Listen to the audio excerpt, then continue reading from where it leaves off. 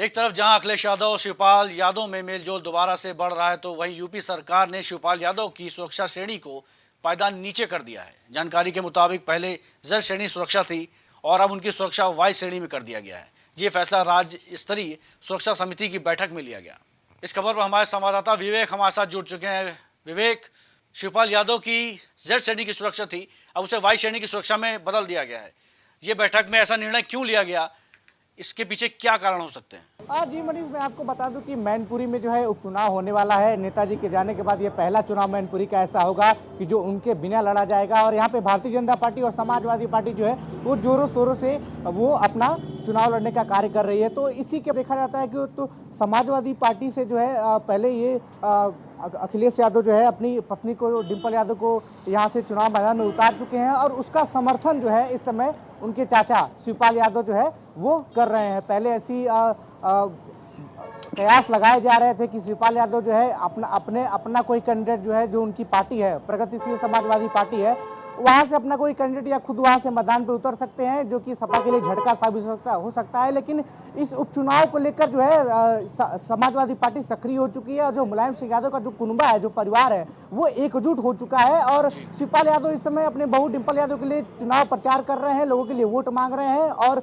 खुल के जो है उनके समर्थन में आ गए हैं। तो इसी वजह से ये एक बड़ा साइड इफेक्ट जो है वो शिवपाल यादव के लिए जा सकता है कि उनकी जो जेड श्रेणी की जो सुरक्षा थी उसको घटा के अब Y श्रेणी की सुरक्षा में जो है वो तब्दील कर दिया गया है। मनीष, मैं आपको बता दूं कि पिछले काफी दिनों से, अगर कई महीनों की बात करें तो समाजवादी पार्टी के कुल 100 से अधिक नेताओं की जो है सुरक्षाएं हटाई गई हैं या फिर उनकी सुरक्षा में जो है वो कमियां की गई हैं। अगर मैं आपको बता दूं कि जब मुलायम सिंह जी जिंदा थे तो उनको जो है Z+ सिक्योरिटी थी, अखिलेश यादव को Z+ सिक्योरिटी अभी भी है। वहीं बसपा की जो बड़ी नेता है जो मायावती, उनको जो है Z+ की सिक्योरिटी अभी मिली हुई है। लेकिन ऐसे कई नेता हैं जिनकी सुरक्षा जो है वो हटा दी गई है। 2018 में जब ये सुरक्षाएं हटाई जा रही थी तो एक मुलाकात जो है शिवपाल यादव की मुख्यमंत्री योगी आदित्यनाथ से हुई थी, जिसके बाद 2018 के बाद से उनकी जो सुरक्षा को बहाल कर दिया गया था। और मैनपुरी के चुनाव को देखते हुए जिस तरह से शिवपाल यादव सपोर्ट कर रहे हैं डिम्पल यादव को, समाजवादी पार्टी को खुल के सपोर्ट कर रहे हैं, तो एक साइड इफेक्ट दिखता है इसका। इसलिए से ऐसा कयास लगाया जा रहा है कि यही एक वजह है जिस हिसाब से उनकी जो है Z श्रेणी की सुरक्षा को Y श्रेणी में तब्दील कर दिया गया है। मनीष, पहले ये चीजें, स्थितियां नहीं थी। जब से ये उपचुनाव की घोषणा हुई और अखिलेश यादव और डिम्पल यादव ने जाकर शिवपाल से मुलाकात की और उनके समर्थन मांगा और शिवपाल खुल के मैदान में आ गए हैं, Z श्रेणी की सुरक्षा हटाकर उनको Y श्रेणी की सुरक्षा दे दी गई। इसमें कहीं राजनीतिक कोई द्वेष की कहीं गंध तो नहीं आ रही है? जी, जैसा कयास लगाया जा रहा है मनीष की, जिस तरह से खुल के समाजवादी पार्टी के लिए और अपनी बहू डिम्पल के लिए शिवपाल यादव खुल के मैदान में आए हैं, वोट मांग रहे हैं, रैलियां कर रहे हैं, और अगर उसको देखा जाए तो ये एक राजनीतिक परिप्रेक्ष्य से ही ये ऐसा निर्णय लिया गया कि उनकी Z सिक्योरिटी सुरक्षा को जो है वो जो है डिमोट करके जो है उनकी सुरक्षा को वाइट कैटेगरी में कर दिया गया। मनीष, मैं आपको बता दूं कि जो Z और Z+ सिक्योरिटी की जो सुरक्षाएं होती है वो गृह मंत्रालय के अंतर्गत आती है। गृह मंत्रालय से ही इनको गाइडलाइन मिलता है। और शिवपाल यादव की जब उनके पास Z सिक्योरिटी की ये सुरक्षा थी तो उस समय उनके पास 22 जो है एनएसजी के कमांडो थे, और 22 जो है पुलिसकर्मी थे और 4-5 उनको एनएसजी के कमांडो मिलते थे। लेकिन अब ये डिमोट होके जो है Y श्रेणी की सुरक्षा कैटेगरी में आ गए हैं। तब इनको कुल मिला के 6 से 8 पुलिसकर्मी मिलेंगे, जिसमें से 1 से 2 उनको एनएसजी के कमांडो मिलेंगे। और जो Z और Z+ की सुरक्षा होती है ये गृह मंत्रालय के जिम्मे होती है। सभी जो गाइडलाइन होती है गृह मंत्रालय की तरफ से दिए जाते हैं। मैं आपको बता दूं कि प्रदेश के मुख्यमंत्री हुए या कैबिनेट रैंक के मिनिस्टर हुए, हाई कोर्ट के जज हुए और सुप्रीम कोर्ट के जज और कुछ स्पेशल ऑफिसर जो होते हैं उनको Z+ और Z सिक्योरिटी की जो है सुरक्षाएं दी जाती हैं। तो इस समय शिवपाल यादव जो है वो न तो बड़े किसी पद में है, ना ही विपक्ष का बहुत बड़े नेता है। समाजवादी पार्टी के राष्ट्रीय इस समय अखिलेश यादव, उनकी सुरक्षा जो है बनी हुई है। और प्रगतिशील समाजवादी पार्टी जो इनकी पार्टी है शिवपाल यादव की, तो इनकी जो है सुरक्षा में डिमोशन हुआ है। Y कैटेगरी की सुरक्षा जो है आज से उनके ऊपर लागू होगी, पुलिसकर्मियों की तैनाती कम हो जाएगी और ये राजनीतिक परिपक्ष से इस निर्णय को देखा जा रहा है। मनीष, फिलहाल विवेक, गृह मंत्रालय की तरफ से सुरक्षा दी जाती है, लेकिन इस समय जब इनको ये सुरक्षा की Z श्रेणी की सुरक्षा इनको मिली हुई थी, इस समय हटाने का थोड़ा सा ये चीज समझ में नहीं आती है। फिलहाल इस खबर पे जुड़ने के लिए आपका बहुत बहुत धन्यवाद। रामपुर में सपा नेता आजम खान ने एक जनसभा को संबोधित किया। इस दौरान आजम खान ने सपा प्रत्याशी आसिम रजा के लिए जनता से वोट मांगे। वहीं जनसभा के बाद वो रोने लगे। उन्होंने कहा कि अब एक ही जुल्म बचा है कि मुझे हिंदुस्तान से निकाल दिया जाए। जनसभा को संबोधित करते हुए आजम खान ने बड़ा बयान दिया, जिसमें उन्होंने कहा कि अब एक ही उपाय बचा है कि मुझे भी इस हिंदुस्तान से बाहर निकाल दिया जाए। एक बड़ा कटाक्ष उन्होंने प्रदेश सत्ता पे किया है। इस खबर पर हमारे साथ तुषार मौजूद हैं। तुषार, आजम खान ने जनता को संबोधित करते हुए आसिम रजा के लिए वोट मांगे हैं और साथ में एक कटाक्ष भी मारा है। अब एक ही जुल्म और बचा है कि मुझे भी हिंदुस्तान से बाहर निकाल दिया जाए। इसको लेकर आप क्या कहेंगे? जी बिल्कुल, मैं आपको बता दूं कि रामपुर में अभी तक आजम खान जो है मीडिया से बिल्कुल चुप्पी साधे हुए थे। मीडिया की किसी भी सवाल पर आजम खान नहीं बोल रहे थे। लगातार मीडिया से आजम खान ने बिल्कुल चुप्पी साधा की थी। वहीं अगर दूसरी ओर अगर भाजपा की बात की जाए तो भाजपा के जितने जो प्रत्याशी हैं वो लगातार यहाँ पर लोगों के बीच में जा रहे हैं, जनसभा कर रहे हैं। उसके साथ ही अगर देखा जाए तो रामपुर में बड़े बड़े नेता, बड़े बड़े दिग्गज नेता अपने आप में रामपुर में आ रहे थे और आकर जनसभाएं कर रहे थे। और जनसभा करने के बाद जो उनके जो प्रत्याशी हैं आकाश सक्सेना, उनके लिए वोटों की अपील कर रहे थे। वहीं अगर दूसरी ओर अगर सपा की बात की जाए तो सपा में अभी तक ऐसा कोई बड़ा नेता रामपुर में नहीं आया। वहीं अगर देखा जाए तो आजम ने अभी हाल ही में अपने कार्यालय पर एक प्रेस कॉन्फ्रेंस करी थी। प्रेस कॉन्फ्रेंस करने के दौरान सपा नेता आजम खान ने मीडिया से यह बोला था कि मैं जो पूर्व मुख्यमंत्री अखिलेश यादव, मैं उनसे यह अनुरोध करूंगा कि वह अगर रामपुर आते हैं तो रामपुर ना आने के बजाय मैं उनसे ऐसा अनुरोध करूंगा कि वह इलेक्शन कमीशन से बात करें और बात करने के दौरान उनसे यह अनुरोध करें कि आजम खान ने यह कहा है कि वह जो रामपुर से भाजपा के जो प्रत्याशी आकाश सक्सेना, उनको विजेता घोषित किया जाए।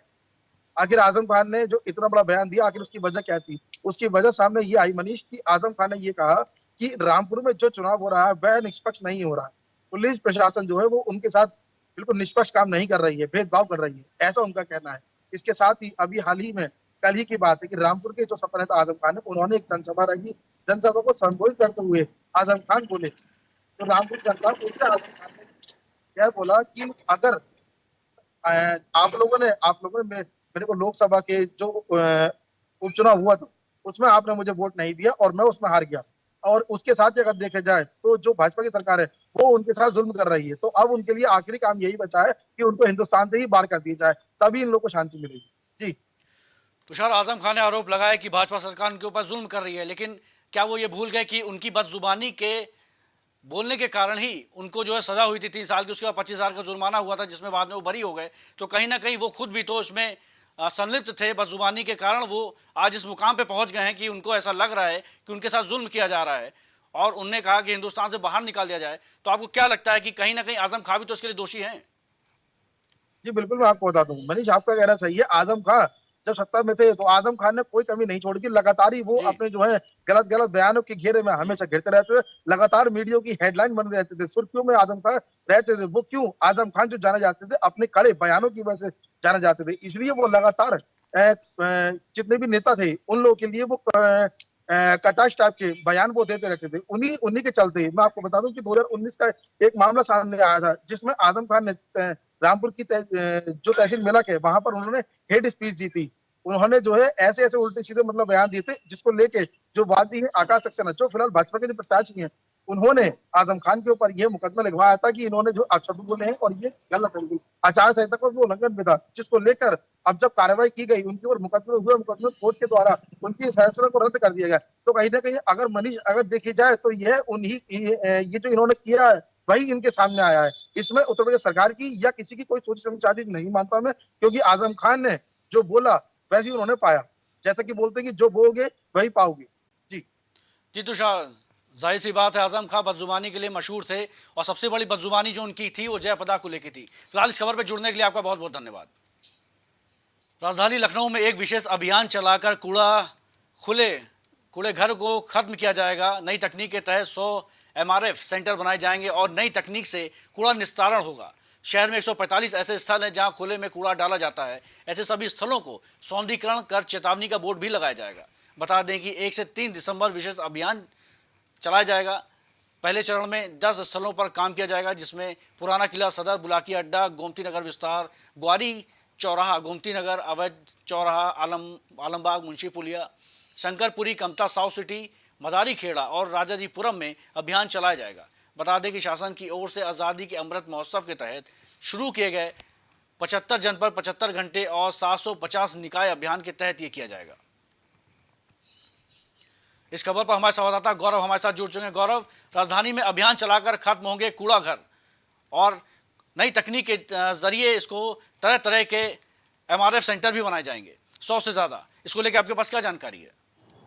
देखिए मनीष, बहुत अच्छी पहल यहाँ पर हम राजधानी भी कहेंगे, क्योंकि यहाँ पर जी। नगर निगम हम लगातार देख रहे थे कि कूड़े के ढेर जगह बने होते थे। वहाँ पर चूंकि जब कूड़ा गिरता है तो वहाँ पानी अगर आ जाता है तो उसके बाद मच्छर पैदा हो जाते हैं। तो कूड़े का निस्तारण बहुत जरूरी है। हालांकि तमाम तरह की व्यवस्था हमारे चल रही है, पर यह भी देखा जा रहा है कि जो लोग कूड़ा संचय करते हैं, कूड़ा लेके जाते हैं गाड़ी के माध्यम से, वो भी कूड़े को इस जगह जाकर यानी संचित कर देते हैं। वो ऐसे लगभग 145 कूड़ा स्थल पूरे लखनऊ में हो चुके हैं, जिनको खत्म किया जाएगा, जिसके लिए कहा गया है 10 MRF सेंटर बनाए जाएंगे।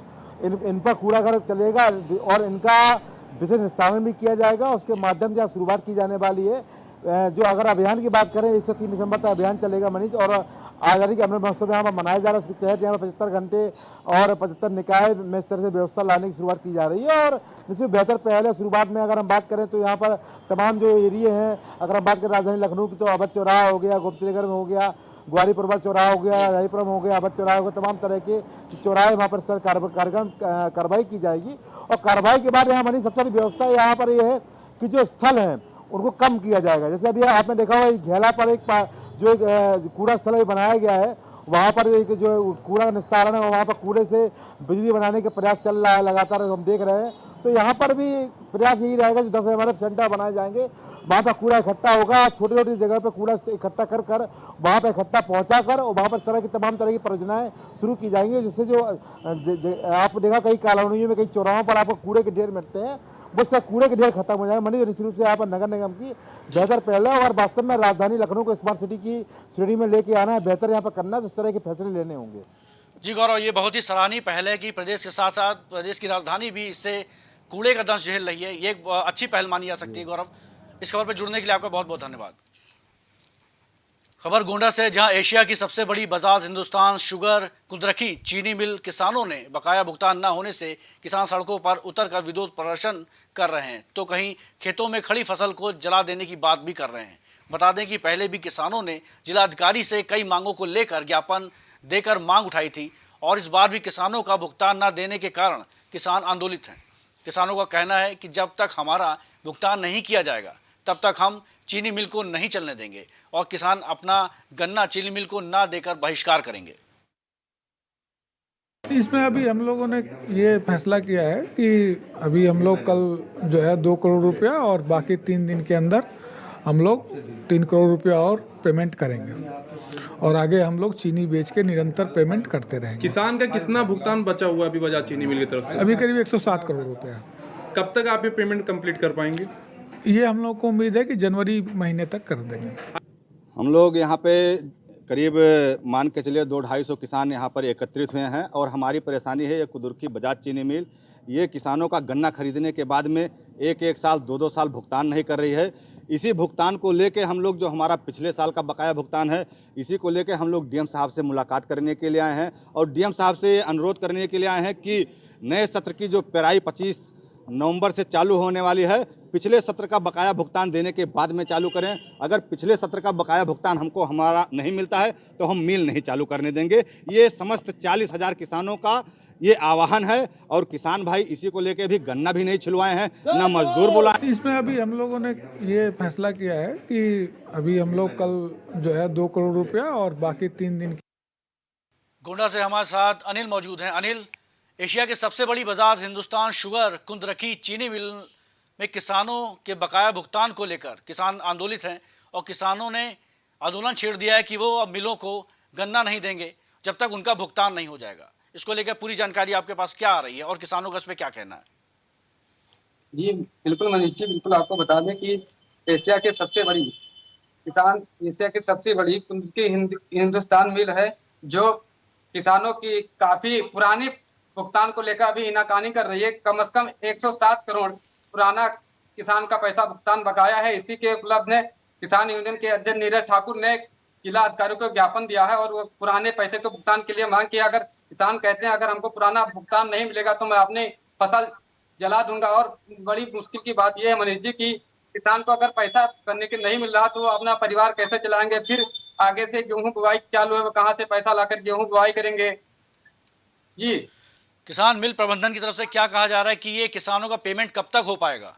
कुछ आश्वासन मिला किसानों को अभी तक? जी बिल्कुल बताते हैं मनीष जी कि जब चीनी मिल के हेड से बात हुई तो उन्होंने बताया कि 2-3 दिन में 3 करोड़ दे देंगे और बाकी 5 करोड़ हर हफ्ते में देकर लगभग जनवरी तक पूरा पैसा फाइनल कर दूंगा। कितने साल हो गए किसानों को पेमेंट ना हुए? लगभग 1 साल पुराना पेमेंट बाकी है। तो किसानों को ये भी कहना है अगर हमारा पुराना पैसा अगर नहीं दिया जाएगा तो मैं ये नए शख्स की गन्ना की बुआई नहीं करूंगा और ना ही चीनी मिल को चालू होने दूंगा। जी अनिल, इस खबर पर जुड़ने के लिए आपका बहुत बहुत धन्यवाद। फिलहाल 4 बजे की 4 बड़ी खबरों बस इतना है। देश प्रदेश की खबरों के लिए देखते रहिए प्राइम टीवी। नमस्कार। कुछ भाव पुष्प। आप देख रहे हैं प्राइम टीवी, सच साहस सरोकार।